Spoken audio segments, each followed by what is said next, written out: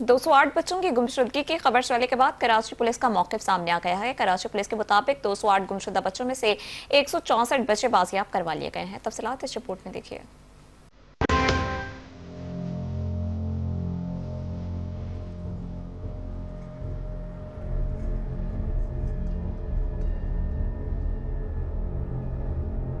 Channel 5 news पर 208 बच्चों की गुमशुदगी की खबर चलने के बाद पुलिस का मौक़िफ़ सामने आ गया। कराची से 208 बच्चे के लापता होने का मामला। कराची पुलिस ने 208 में से 164 बच्चे ढूंढ निकाले। कराची पुलिस के मुताबिक 208 गुमशुदा होने वाले बच्चों में खुद से भागने वाले, कोर्ट मैरिज, फैमिली डिस्प्यूट के गुमशुदा बच्चे शामिल हैं। गुमशुदा बच्चों की रिपोर्ट अगवा के मुकदमात अगवा के दिफात के तहत दर्ज करवाए गए हैं। मुकदमात की तफ्तीश इन्वेस्टिगेशन पुलिस की जानिब से जारी है। 208 में से 66 बच्चों की तलाश जारी है। सहर खान, 5 न्यूज, कराची।